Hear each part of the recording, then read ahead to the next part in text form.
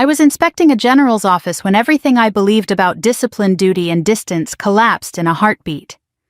The morning light sliced across his mahogany desk, glinting off medals and polished brass nameplates.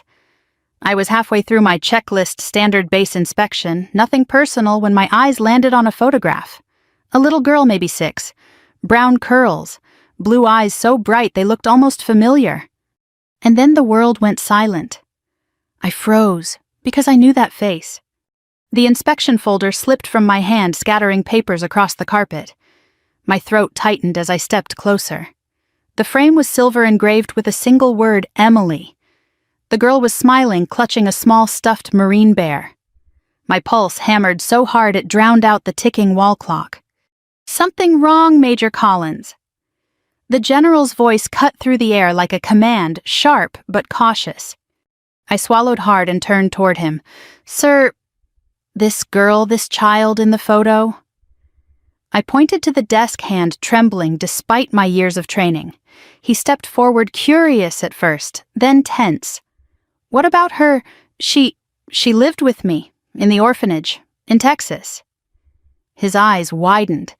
The color drained from his face. His lips parted, trembling before he found his voice. "You mean my missing daughter?" He looked at me as though I'd dragged a ghost into the room. I didn't know what to say.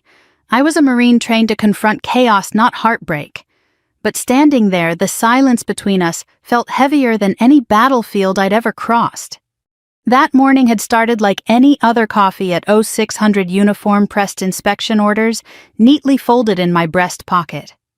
I was assigned to Fort Hood for a 3-month internal audit. Every week a new department, every Friday a new report. Professional distance, that was the rule. Keep emotion out of the job. But life never respects rules for long. The General Robert Alden was known across the Corps, a man of perfect posture and precise words. The kind of leader who could command silence just by walking into a room. I'd admired him once from afar during my cadet years. Now I stood in his office shaking like a recruit. He motioned me to sit. "Tell me exactly what you mean, Major." I took a breath. "Sir, that girl, Emily, you said she was called Lily when I knew her. We grew up together in St. Mary's Orphanage, Waco. She was about my age, maybe younger. She came there when we were 6. The general's jaw clenched. How can that be possible? Emily was taken from a park in Dallas 20 years ago. She was 4. I met his gaze. Then she must have been found, sir, found and renamed. For a long time, neither of us spoke. The office clock ticked between us, steady, unfeeling. Then the general walked to the window, his reflection faint against the Texas sunlight. "I searched for years," he said quietly. "Private investigators, military contacts, even federal channels. They found nothing. My wife died thinking she was dead." He turned to me, eyes wet but steady. "And now you tell me she lived." I nodded slowly. "I can't be sure, sir, but those eyes, I'd stake my life on it." He exhaled hard, steadying himself. "Tell me about her. What do you remember?" So I told him. About Lily's soft voice, her quiet laughter, her habit of tracing airplane shapes in the dust on our dormitory windows. How she'd hum old hymns when the younger kids cried at night. How she had a tiny crescent birthmark near her neck. When I said that, his hand went to his chest as though something pierced through. Emily had the same mark. The general sat heavily behind his desk, all authority gone. "Major Collins, if you're right, if my daughter was alive all these years, then someone kept her from us." His tone hardened. "And I intend to find out who." I hesitated. "Sir, with respect, this might go deeper than either of us think. Adoption files, sealed transfers, it won't be easy." He looked up. "You're a Marine, aren't you?" "Yes, sir. Then we do not quit when something isn't easy." That sentence, simple, firm, lit something in me I hadn't felt in years. Not anger exactly, but a kind of righteous determination. When I left his office, the sun outside felt hotter, the air thicker. I walked across the base, trying to steady my thoughts. My boots hit the pavement in perfect rhythm, but my mind replayed the photograph over and over. Could it really be her Lily, the girl who'd shared her half of a peanut butter sandwich when I was hungry? The one who'd whispered, "Someday we'll both get out of here"? I remembered the last time I saw her. We were 12. I'd been adopted by a family in Dallas, promised a new start. She'd hugged me tight, tears streaking her cheeks. Write to me, she'd said. I promised I would. I never did. Duty had carried me far from that orphanage, from Texas to Okinawa to Quantico, but guilt travels faster than any deployment. Now, 2 decades later, her face had found me again, smiling from a frame in a general's office. That night, I couldn't sleep. I sat in my quarters, staring at the faint reflection of the moon on my medals. They suddenly felt lighter, or maybe emptier. I'd always believed the Corps taught me everything about loyalty and courage, but now I understood some battles aren't fought for your country. They're fought for the truth. And sometimes that truth waits in silence for years, like a photograph on a desk, until someone dares to look closely enough to see what's been lost. The next morning, I opened my laptop, typed the name St. Mary's Orphanage Waco TX, and pressed enter. The mission had begun. The next morning, I arrived at the base before sunrise. The air was heavy with the scent of wet asphalt, and the American flag above headquarters fluttered faintly in the breeze. I'd spent the night replaying every memory of Lily I could summon, the way she'd line up her crayons before coloring her habit of humming when she was scared. I needed to be sure this wasn't some cruel trick of resemblance or wishful memory. When I walked into the general's office, he was already there, standing by the same window. He looked as if he hadn't slept either. His uniform was impeccable, but his eyes betrayed exhaustion. "Major Collins," he said quietly, "close the door." I did. He gestured to a chair. "You said you knew my daughter as Lily. Tell me everything from the beginning." I sat down, hands folded in my lap, like I was back in front of a commanding officer at a disciplinary board. But this wasn't discipline. This was pain. "She came to the orphanage when I was 6, I began. She didn't talk much at first. The sisters said she'd been found near a gas station outside Waco. They didn't know where she came from. She didn't remember her last name. They called her Lily because she had a flower stitched on her jacket." The general stared down at his clasped hands. "Emily loved lilies," he whispered. "She used to pick them for her mother every Sunday after church." That silence again, the kind that fills a room like fog. "She was the kindest kid there," I continued softly. "She'd fix other children's toys, share food, stay up late to comfort the ones who cried at night. The staff said she'd been through something traumatic, but she smiled anyway. That's what I remember most. She smiled through everything." The general rubbed his temples. "I spent 20 years wondering if she was alive, and you're telling me she was smiling in an orphanage 3 hours away." There was no accusation in his tone, only heartbreak. "I didn't know, sir. I swear I didn't know who she really was." He nodded slowly. "Of course you didn't. You were a child." Then his eyes lifted to mine, sharp again, command restored. "Do you still have any contact with the orphanage?" "I haven't been there since I joined the Marines, but I can go back." He exhaled deeply, the kind of exhale that sounds like surrender. "Do it. Discreetly. No press, no channels. If someone hid her, I don't trust the bureaucracy to tell me the truth." I hesitated. "Sir, I'll need authorization. I'll take care of the paperwork," he interrupted. "You take care of finding out what happened." I gave a short nod. "Yes, sir." He walked to his desk, opened a drawer, and pulled out an old envelope. He handed it to me. Inside was a faded photo, him, his late wife, and a little girl holding a toy airplane. "Keep this," he said quietly, "in case you need confirmation." I studied the photo. The child's eyes were unmistakable, blue-gray with that same earnest spark. Lily's eyes. When I left the office, the base seemed quieter than usual, like even the air was listening. The drive to Waco took 3 hours, but it felt like I was crossing 20 years. The road stretched endlessly through fields of rusted fences and half-tilled soil. My reflection stared back at me from the windshield uniform, crisp eyes shadowed. Somewhere between Dallas and Waco, I stopped seeing Major Collins in the mirror. I saw Tessa, the orphan girl who once believed family was something you earned through good behavior. When I arrived, the orphanage looked smaller than I remembered. The red bricks were chipped, the sign faded. St. Mary's Home for Children. The gate creaked open as I pushed it. Inside, the hall smelled of floor wax and dust. The same long corridor, the same wooden cross above the entrance. A familiar voice greeted me. "Well, I'll be Sarah Collins." It was Sister Agnes, older now, face-lined, but eyes still kind. She hugged me tightly. "You've grown into such a fine woman, a Marine no less." Still trying to earn my keep, I said with a smile. She looked at my uniform. "You're not here for inspection, are you?" "No, sister, this is personal." Her expression shifted. "I thought so. You've got that look like you're about to dig up ghosts." I told her about the general's photograph about Lily. Her face softened, then saddened. "I remember her," she said quietly. "Sweet girl. Never caused trouble. Always drawing airplanes and flowers. She cried for her father every night at first. After a year, she stopped." My throat tightened. What happened to her? "She was transferred, that's what the paperwork said. Houston Foster Care Program 2006. A new family, supposedly, but we never got confirmation. Back then, records were unreliable." "Do you still have her file?" Sister Agnes nodded and disappeared down a hallway. When she returned, she was holding a dusty brown folder. Not much left. We lost most files in the flood 10 years ago. Inside, I found a few photocopies, medical forms, vaccination records, and one faded photo of Lily.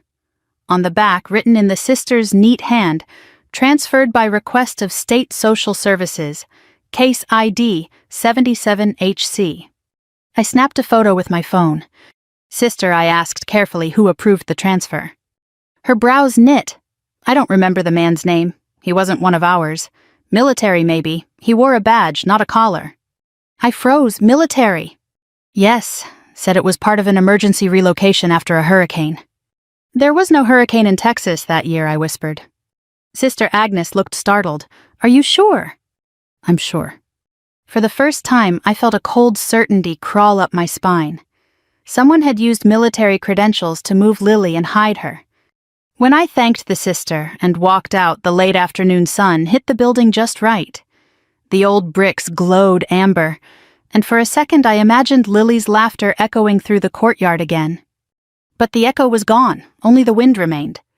As I started my car, my phone buzzed. It was a message from General Alden. "Keep me updated. I've reopened my daughter's case file.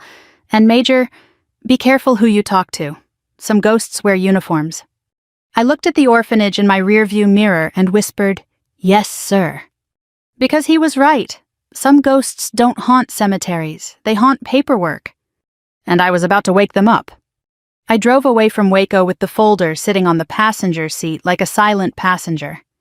Every few miles I glanced at it, brown edges curling the word "confidential" stamped in red ink across the top.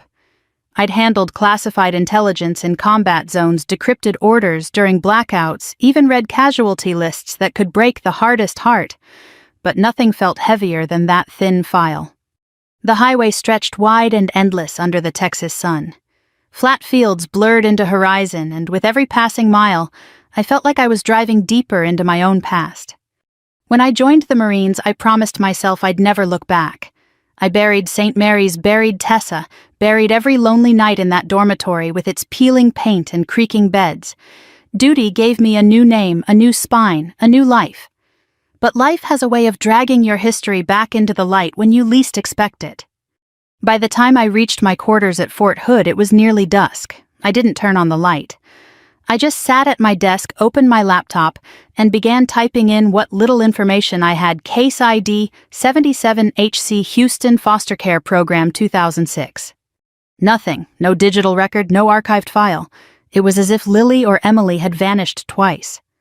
I sent a message through a secure military channel to an old contact, Captain Elena Brooks, now working in the JAG office at the Pentagon.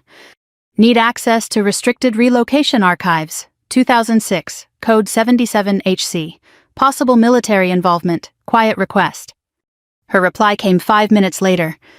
"You realize this could be above clearance level. Then find someone whose clearance is higher," I typed back. I hesitated before hitting send, but then I saw Lily's face in my mind, smiling, trusting, unaware of the world's cruelty. I hit enter. The next morning I returned to the orphanage. I wasn't finished with St. Mary's, not yet. Sister Agnes was outside tending to a small rose garden near the chapel, the smell of soil and lilies mixed with the faint scent of old paint and memory. "Back so soon?" she asked, straightening her back with a groan. I need to look through old storage, I said. Boxes, receipts, letters, anything from 2006. She hesitated, then nodded. Follow me. The storage room was in the basement where the air smelled of mildew and forgotten prayers. We walked between stacks of old toys, broken furniture, and boxes labeled with years. I found the one marked 2006-2007 and began digging. Inside, among yellowed papers and brittle folders, I found an envelope labeled Metropolitan Social Relief Program Emergency Evacuation Order. Stamped at the top corner, U.S. Department of Defense Temporary Relief Initiative. The date matched the year Lily was transferred. I opened it carefully. Inside was a list names, birth years, approximate locations. Most were smudged or illegible, but one line was clear. Child ID 217L, FEMA relocation, guardian request pending.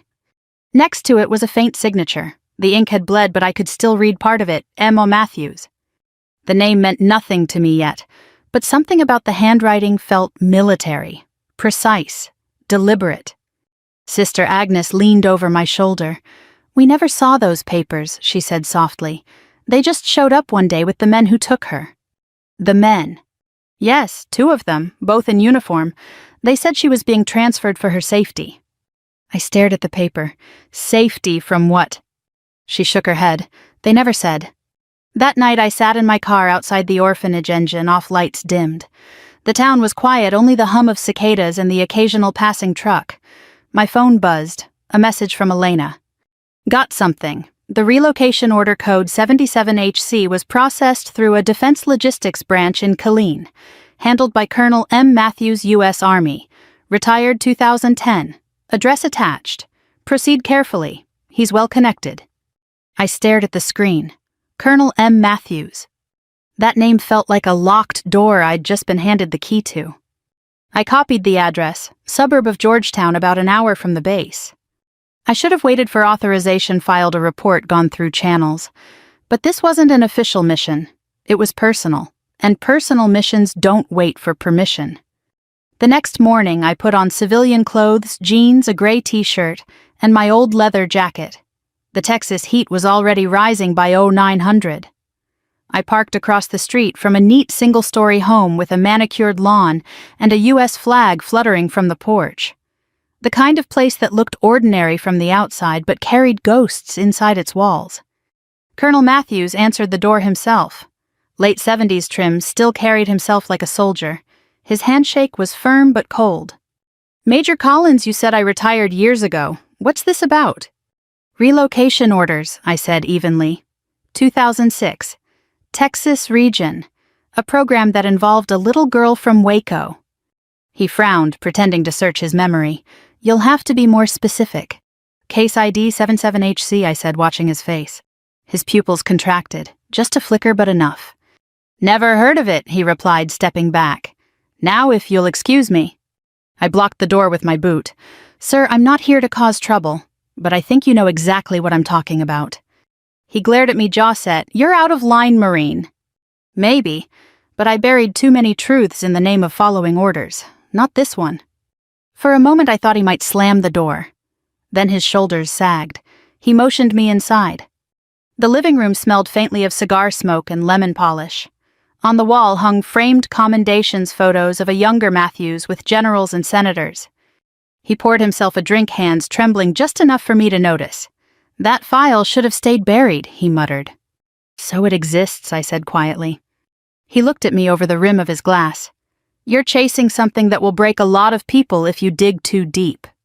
Was it your idea to move her? He sighed. No, orders came from above. Said it was for national security. National security, I almost laughed. She was a child. Matthews's eyes hardened. Not my decision. My job was to follow through. Whose decision then? He hesitated. The request came through a classified channel, marked with an old Defense SEAL Office of Strategic Infrastructure. You'll find nothing online. They made sure of that. He refilled his glass and said almost to himself, that girl. She looked scared when they took her. Kept asking for someone named Tessa. I froze. That was me. He turned toward me, eyes narrowing. Then you already know too much. Before I could respond, he took a long drink, set the glass down and whispered, Be careful who you serve, Major. Some commands come from men who've forgotten what honor means. I left his house with my pulse hammering. The sun outside burned my skin, but inside I was ice cold. I had my first lead and my first enemy. By the time I got back to the base, the Texas sky had turned the color of gunmetal. The air was thick, restless, carrying the smell of rain. I parked near the hangars, sat in my car for a moment, and let the engine tick down to silence. My mind was louder than the thunder forming over the horizon. Colonel Matthews's words kept echoing. Some commands come from men who've forgotten what honor means. That was a warning, and I knew it. In the Marines, warnings like that don't come from fear, they come from guilt. I opened my laptop and began cross-referencing everything his service years, the FEMA Relocation Program Defense Logistics Division. Buried deep in an old database, I found a memo tagged Confidential Infrastructure Recovery Operations, July 2006. The signature line read M. Matthews: DLD. Underneath 3 initials caught my eye, HV. I didn't need to guess who that was. My father had spoken the name before he died, Harold Vance, now a powerful Undersecretary of Defense, once a major stationed right here in Texas. He and Alden had served together early in their careers, but their paths split sharply. Alden took the moral route, Vance took the political one. If Matthews had been taking orders from Vance, this went far beyond a misplaced orphan file. I picked up the phone and called General Alden. "Sir, it's Collins. You found something." His tone was steady but tight, like a wire pulled too hard. "Yes, sir. A Colonel Matthews handled a 2006 relocation order. He claims it came from an upper channel, something called strategic infrastructure." Silence. Then Harold Vance. "You knew," a long pause. I suspected. "Sir, he's still in Washington. You think he'd risk exposure now?" "Men like Vance don't see risk," Alden said grimly. "They see leverage." He exhaled slowly. "Listen, Major. This stops being an inspection now. This is intelligence. You tread carefully. I'll reopen my daughter's case quietly through personal channels." "Yes, sir." After the call ended, I stared at the phone in my hand. Intelligence. That word changed everything. Because in my world, intelligence meant Shadow's power and the kind of secrets that swallowed people whole. The storm broke just after midnight. Rain hit the barracks roof like gravel. I couldn't sleep, so I opened the old folder again. There, beneath the paperwork from St. Mary's, was something I hadn't noticed before, an envelope wedged between the pages unmarked. Inside was a single sheet of yellowed letterhead. Department of Defense Emergency Operations Division. It was a memo addressed to Colonel Matthews. Subject: reassignment of minor ID 217NL. Directive: proceed under civilian cover. No further record to be maintained. Authorization code HVTXOPS. No name, no signature. Just those initials again. I felt the hair rise on my neck. Whoever HV was, he had the power to make a child vanish without a trace, and the arrogance to sign it like a stamp of ownership. I scanned the document and encrypted it on a flash drive. Then I did something reckless. I called Captain Elena Brooks again. "Elena, I need a favor." "You already got one," she said dryly. "What is this really about? Sarah, a child, a missing girl, a cover-up tied to a defense project from 2006. There was a pause. "You're talking about a ghost program. Then tell me how to find a ghost." "Carefully," she said, and quietly. "I'll run your memo through an old clearance pathway, but if you're right about Vance, you could be putting a target on your back. I've had worse." After the call, I sat there listening to the rain. I should have felt fear, but instead I felt calm, focused, the same stillness I used to feel before stepping into a combat zone. Only this time the enemy wasn't across a desert. He was behind a desk. The next morning I met General Alden again. He looked different, tired but steadier. There was something in his eyes that hadn't been there before: resolve. I handed him the flash drive. "Sir, this is the memo that links Matthews to Vance." He plugged it into his laptop, scrolled through the scanned image, and went pale. Authorization code HVTXOPS. He used an operational seal that was shut down in 2004. Meaning he revived a dead program under a fake directive. No oversight, no accountability. He leaned back, rubbing his temples. You understand what this means, don't you? If this comes out, it'll shake half of Washington. With respect, sir, I said quietly, I don't care about Washington. I care about Emily. He looked at me, a flicker of pride breaking through the exhaustion. You sound like her mother. He stood and walked to the window. You've done enough. Let me handle it from here. I shook my head. Sir, you can't do this alone. Whoever covered this up still has resources. We need evidence proof she was transferred, not lost. He turned, voice low but fierce. What are you suggesting?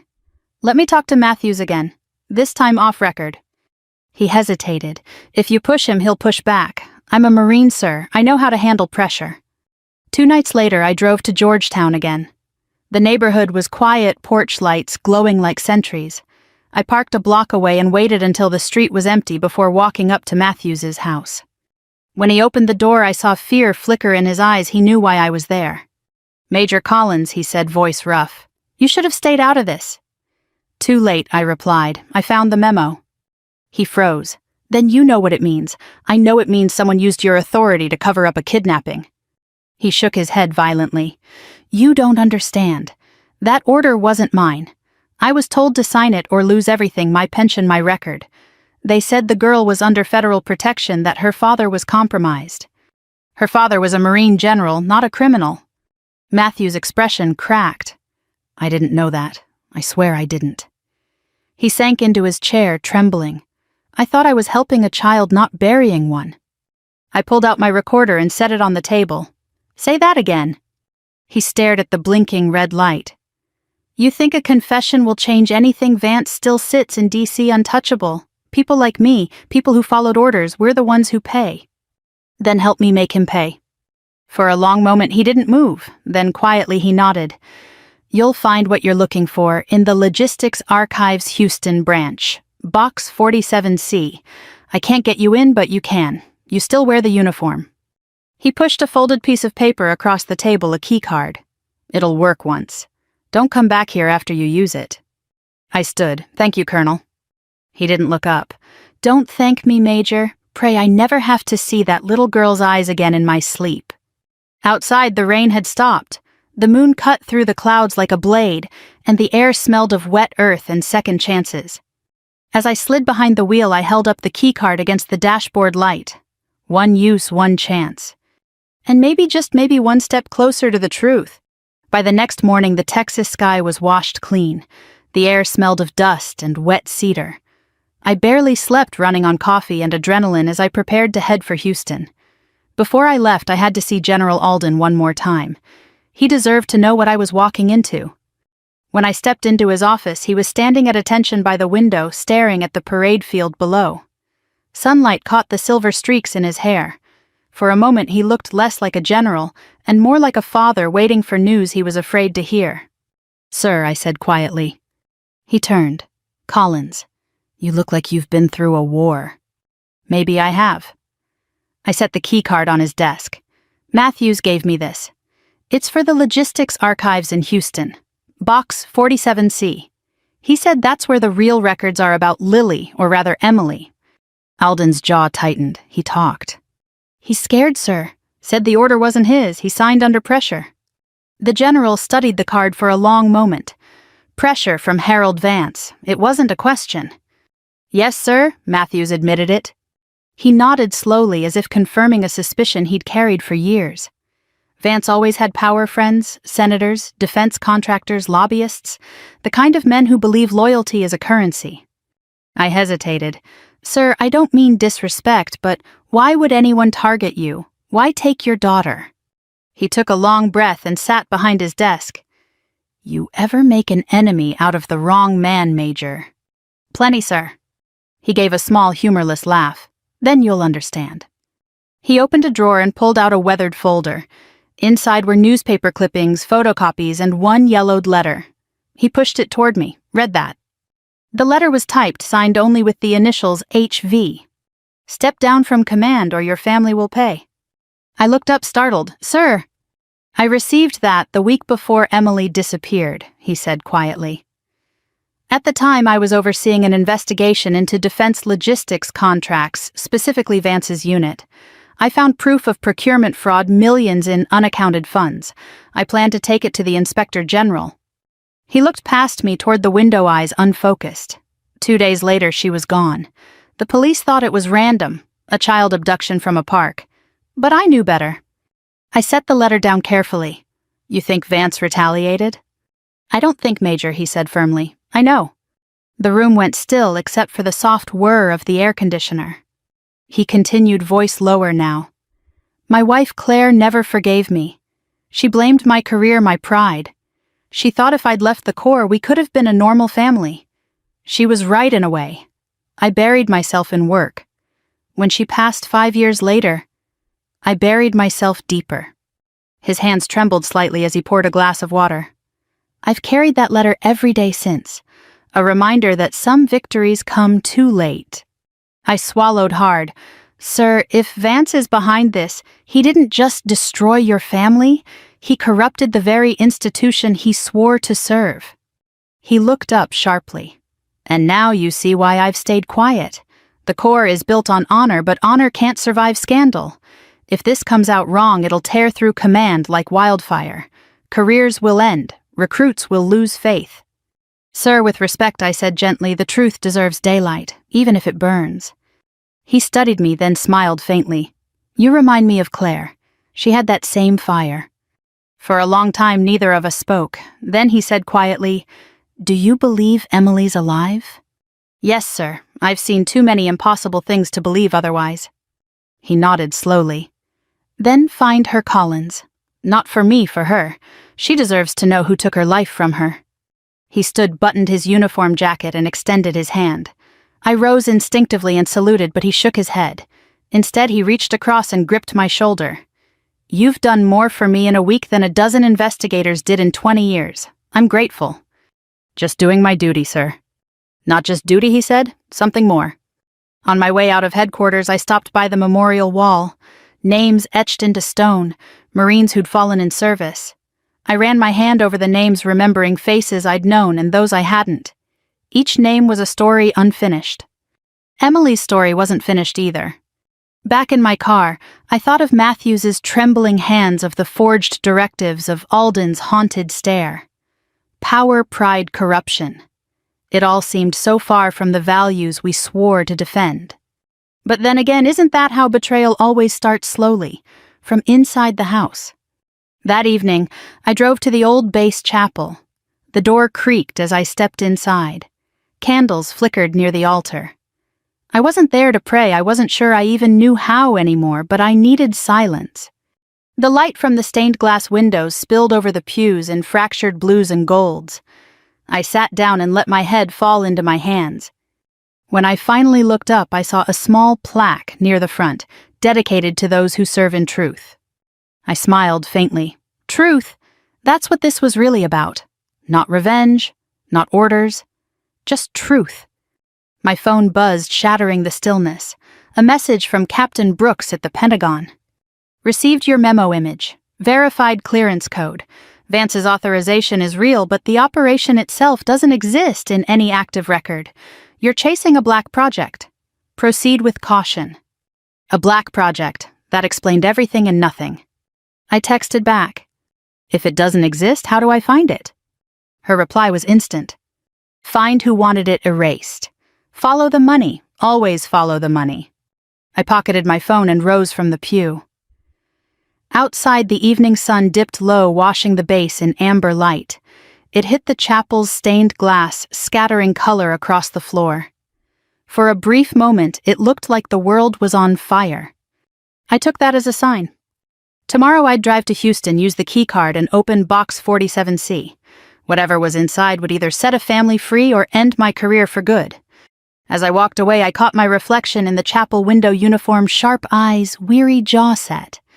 Somewhere behind that reflection, the girl I used to be, the orphan named Tessa, was watching. She didn't look afraid anymore. She looked ready. The drive to Houston took 4 hours, though it felt longer. The highway stretched on like a ribbon of faded silver beneath the sun, and my thoughts raced ahead of me. The keycard Matthews had given me lay on the seat beside me, its chipped plastic, catching the light every few minutes like it was winking, daring me to use it. When I crossed into the city limits, the skyline rose out of the heat haze, all glass and ambition. Somewhere below those towers, in a basement or a warehouse, the truth waited sealed inside a box marked 47C.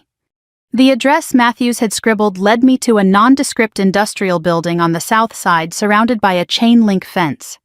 A faded sign read, Federal Logistics Storage Facility. No guards, no cameras, just a keypad entry and a sense that this place hadn't seen daylight in years. I swiped the keycard. The green light blinked. The lock clicked open. Inside, the air was stale, heavy with the scent of cardboard and metal dust. Rows of shelves stretched into shadow, each one stacked with identical gray boxes, marked with code numbers. My footsteps echoed softly, the only sound in that cavernous space. Box 47C? I walked past 43, 44, 45. When I reached 47, I saw the C shelf near the bottom. My hands shook as I pulled the box free. It was heavier than I expected. I set it on a table, peeled off the seal, and opened it. Inside were folders, hundreds of them. Files labeled with initials, dates, and locations. Disaster relief refugee transfers, special custody cases. But one file was different, thinner, newer, marked with a single red line across the top. ID 2117L, FEMA relocation. I opened it carefully. The first page was a birth record, female, approximate age 6, no last name, found outside Waco, Texas, transferred to St. Mary's Orphanage. Subject exhibits signs of memory loss, possible trauma. At the bottom, under remarks, authorized relocation to Houston foster system under directive HVTXOPS. I flipped through the rest. A single photograph fell out, a little girl with curly brown hair and pale blue eyes clutching a toy bear. I knew that face. Lily, Emily. The next document was stranger, a psychological assessment stamped classified. It described the child as adaptable, high-functioning with stable temperament, as if she were part of a study, not a missing person.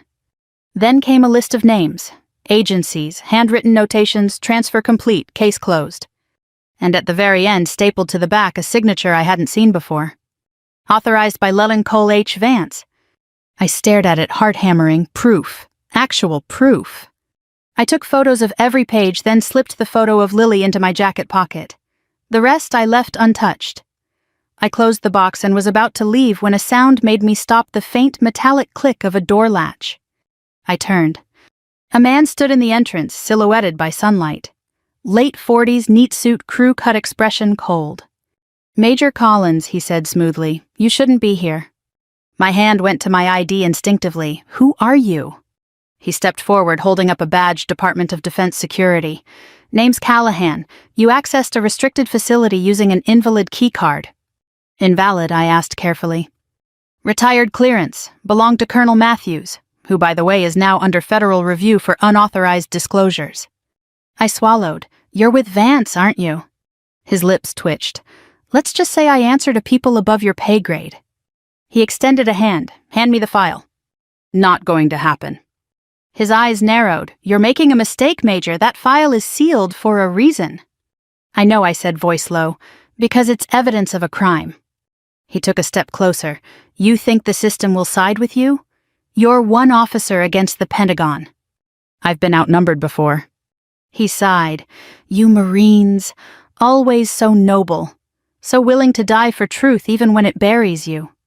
Before he could reach me, I backed away toward the far wall. My right hand hovered near my pocket where my phone recorded every second. Touch me, and that recording hits 10 inboxes. He froze. The corner of his mouth twitched, half a smirk, half irritation. You don't understand what you've opened. Then explain it to me. But he didn't. He turned and walked out the door, slamming behind him. I stood there in the silence, my pulse loud in my ears. Whatever this was, I'd just stepped into a war no one wanted to admit existed. I drove straight to a quiet diner on the outskirts of town, parked where I could see the highway, and transferred every photo from my phone to the cloud. I sent copies to Captain Brooks, and one to a private encrypted drive I used on deployments. Then I ordered black coffee and sat there thinking. Vance's authorization, Matthews's fear, Callahan's warning. It all fit a pipeline of secret relocations under the guise of national security. But Emily wasn't a spy or a witness. She was a child, a pawn. My phone buzzed again. It was a number I didn't recognize. "Collins," I answered. "Major, this is Detective Ramos, Houston PD. Captain Brooks gave me your contact." His voice was rough, steady, the voice of someone who'd seen too much. "She says you might need a pair of eyes down here." "I do," I said. "How do you feel about digging up old ghosts?" He chuckled. "I work homicide. That's half my job." I gave him a brief summary: the missing girl, the file, the federal interference. He didn't flinch.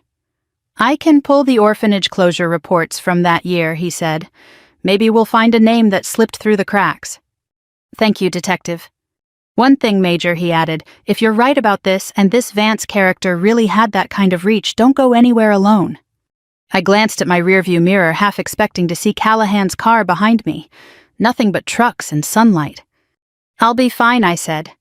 "Every soldier says that," Ramos replied, "and every ghost does too."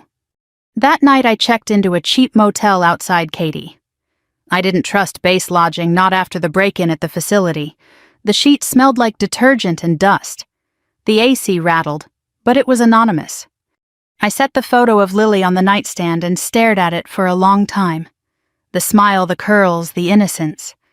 What kind of man takes that away? Outside, the hum of the highway blended with the soft crackle of thunder in the distance. I thought about the general, about the day he'd find out his daughter wasn't dead, just hidden. About the look in his eyes when he finally saw her again. If she was still alive, I'd find her. And if the man who took her was still breathing well, that would be a different kind of justice. I turned off the lamp, the room fading to darkness, and whispered to the quiet. "Hold on, Lily, I'm coming."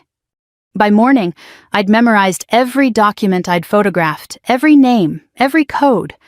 I could still see that red line stamped across the file, authorized by Lieutenant Coley H. Vance. It burned in my mind like an open wound. The motel coffee was weak and bitter, but it kept me moving. Detective Ramos met me in the parking lot, a tall man in a plain brown jacket with the posture of someone who'd done his own share of patrols. "Major Collins," he said, shaking my hand. "You've stirred up a hornet's nest." I gave a small smile. "Story of my life." He opened a folder. "I went through the archives you mentioned. St. Mary's was part of a foster system audit in 2007. 6 kids were listed as transferred to Houston, but only 5 arrived. One name missing from the log: Lily Carter."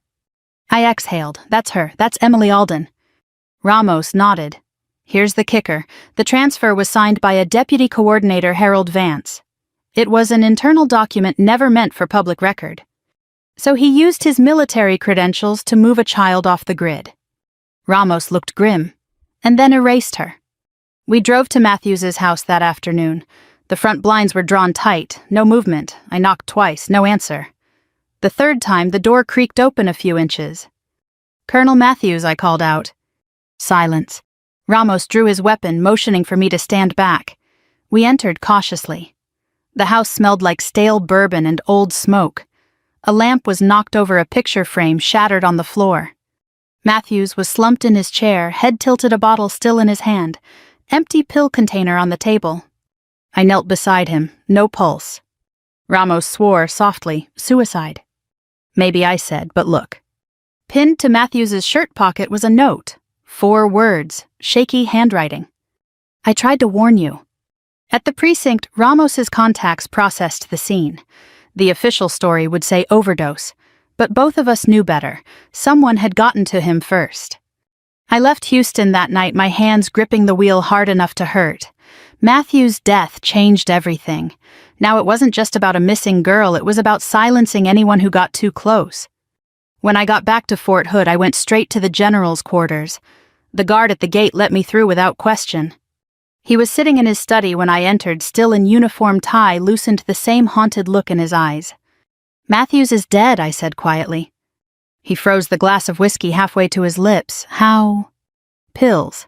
But I think it was staged." He left a note. Alden set the glass down with trembling hands. "Vance," he whispered. "Sir, he knows we're close. I think he sent someone after the files. You're not safe here." He gave a faint, weary smile. "Major, I stopped being safe 20 years ago." I took the photo of Lily Emily from my jacket and laid it on his desk. I found this in the Houston archive. There's proof of the relocation of Vance's signature. He stared at it for a long time. Then his hand went to his face, covering his eyes. I heard a sound I hadn't heard from him before, a low, broken sob. When he finally looked up, tears streaked his weathered face. "My God, she's alive!" "We can't be sure yet," I said softly, "but the trail's warm." He nodded slowly, pulling himself back together. "Then we follow it. Where does it lead?" "Vance," I said simply, "all the way to D.C." 2 days later, we landed at Andrews Air Force Base under the guise of a logistics audit. The general had enough clearance to keep us off the radar, but secrecy in Washington is like fog. It looks solid until you touch it. "Captain Brooks met us outside the Pentagon. You two are insane," she said, pushing her sunglasses up. "You realize what happens if you accuse an undersecretary without hard proof?" "I've got proof," I said, "a signed authorization of death and 20 years of silence." She sighed. "Then I hope you've got more than that, because Vance has friends who can erase you before breakfast." "We don't need his friends," the general said evenly. "We just need 5 minutes in his office." We got those 5 minutes, barely. Vance's office was immaculate flag behind the desk-framed commendations, the faint hum of power in the air. He looked up as we entered, recognition flickering briefly in his sharp gray eyes. "Robert," he said smoothly, "I was told you retired." "Not yet," Alden replied. "I had a few loose ends." Vance's gaze shifted to me. "And who's this?" "Major Sarah Collins," I said evenly. "U.S. Marine Corps. I think we've met at least on paper." He smiled faintly. "I doubt it. What can I do for you, Major?" I slid the photo of Lily across his desk. "You can start by explaining this." His eyes flicked down just for a second. "Pretty girl," he said, his tone casual. "What about her?" "She was relocated under your directive. Code HVTX-OPS. He leaned back, lips curling into something that wasn't quite a smile. "That program was classified. You have no authority to access those files." "I have all the authority I need," I said. "She was a child, not a classified asset." Vance's jaw tightened. "You have no idea what you're meddling with. The world isn't black and white, Major. Sometimes we bury things for a reason." "Then let's unbury them." He stood towering over his desk. "You think you can threaten me? You'll be stripped of your commission before the week's out." The general rose his voice low but full of steel. "Try it. But know this, Harold, if my daughter's name is anywhere in your files, I'll drag you before Congress myself." For the first time, the mask slipped. A flash of fear, or was it guilt, crossed Vance's face. "You can't prove anything." Alden smiled faintly. "That's the thing about men who hide behind secrets." Eventually, someone like her, he nodded toward me, shines a light. Vance's voice dropped to a hiss. "You don't know what you're starting." I met his gaze squarely. "Yes, I do. I'm starting justice." We walked out before he could answer. Outside, the afternoon sun blazed across the marble steps, bright enough to sting the eyes. The general stopped, took a deep breath, and said quietly, "He's cracking. He knows it's over." "Not yet, sir," I said, "but soon." That night, back at the temporary quarters, I couldn't sleep. My phone buzzed at 2:17 a.m. A message from an unknown number. "If you want to find the girl, go to Lake Charles, Louisiana. Ask for Lily Carter. Don't tell Alden, don't tell anyone." I stared at the screen, heart pounding. It could be a trap, or it could be the lead we'd been praying for. Either way, I was going. I left before dawn, driving south on the empty highway with the first light of morning chasing my taillights. I didn't tell the general. I didn't tell Brooks or Ramos. Whoever sent that message knew where to find me, and that meant time wasn't on my side. The air grew heavier as I crossed into Louisiana. The world softened into fog and pine bayous glimmering under the sunrise like sheets of glass. It didn't feel like I was driving toward danger. It felt like I was driving toward something sacred, something that had waited too long. The address led to a small lakeside town called Moss Bluff. Quiet, almost forgotten. I parked near the old dock where the water lapped lazily against weathered posts. Across the road stood a white wooden house with a crooked mailbox. The name on it stopped me cold. "Carter." I walked up the path and knocked. The door opened a few inches. A woman in her late 40s peered out. Tired eyes, kind face, wearing a faded floral robe. "Can I help you?" I hesitated. "Ma'am, I'm looking for someone named Lily Carter." She froze, hand tightening on the doorframe. "Who's asking?" "My name is Major Sarah Collins, U.S. Marine Corps." I paused. I knew her when she was a little girl. Her expression softened slightly, suspicion giving way to curiosity. She opened the door wider. "Come in." The living room smelled of lemon polish and old wood. Pictures lined the walls, birthdays, holidays, a smiling young woman with light brown curls and eyes the color of sky after rain. Lily, older now, maybe 18 or 19, but unmistakably the same face from the photo I carried in my pocket. "She's at work," the woman said quietly. "Community hospital just outside town. Who are you to her?" "Someone who's been searching a long time," I said. The woman, Mrs. Carter, sat down slowly. "You're not the first. A man came by last year, said he was a lawyer from Washington, asked questions about her adoption. She didn't want to talk to him." My throat tightened. Did he leave a name? No, but he scared her. I exhaled. Then I'll do my best not to. Mrs. Carter studied me for a long moment. "You look like a woman who's seen too much and still hasn't stopped fighting." "I've had practice," I said softly. She gave a faint smile. "Then maybe it's good you came. Lily's different, always has been. Nightmares when she was little. Couldn't remember her early years. Said she dreamed about men in uniforms, about a big house with a flag outside." My chest tightened. She remembers. Mrs. Carter nodded. She doesn't know why. The hospital sat at the edge of town, small plain, the kind of place where everyone knows everyone. I walked in and asked the receptionist for Lily Carter. She pointed me to the physical therapy wing. When I saw her, my breath caught.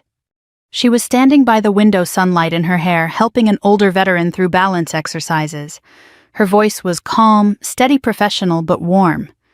When the session ended, I approached slowly. "Lily?" She turned curious. "Yes?" Up close, it was undeniable. The eyes, the soft jawline, the same features from the portrait in the general's office. "My name's Sarah Collins," I said quietly. "I knew you once. When you were little." She tilted her head, uncertain. "I'm sorry I don't remember you." "That's okay," I said. "There's a lot you weren't supposed to remember." Something flickered behind her eyes, fear or recognition. "What do you mean?" I reached into my jacket and handed her the photo, the one from the Houston file. "That's you." She stared at it for a long time. Her hands trembled.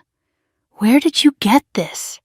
"It was part of a classified government record, a relocation file. You were taken from your real family when you were 6 years old." She shook her head. No, that can't be." I took a deep breath. "Your real name is Emily Alden. Your father's a retired Marine general. He's been looking for you for nearly 20 years. Her breath hitched. "That's impossible." "I wish it were." Tears welled in her eyes. "I don't remember any of that." "You wouldn't. They erased it. But the pieces are still there, the nightmares, the flag, the uniforms." She pressed a hand to her mouth, eyes unfocused. "Sometimes I see a man's face in my dreams. Silver hair, blue eyes. He's always calling me Emmy. I thought I made it up." I swallowed hard. "You didn't." We sat on a bench outside overlooking the lake. The air was still the water, perfectly smooth. She stared at the horizon, voice trembling. "Why would anyone do that to a child?" "Power," I said simply. "Your father uncovered something that threatened the wrong people. They couldn't touch him, so they took what he loved most." She turned to me, eyes shining. "And you, how did you find me?" I smiled faintly by refusing to stop. She gave a watery laugh. "You sound like a Marine." "I am." "Then you know what it's like," she whispered, "to lose people and keep going anyway." "Yes," I said softly. "But you didn't just survive Emily. You built a life. You helped people heal. That's strength they can't take away." She nodded slowly, tears running freely now. "I want to see him," she said. "My father." I pulled out my phone. "He'll be on the next flight."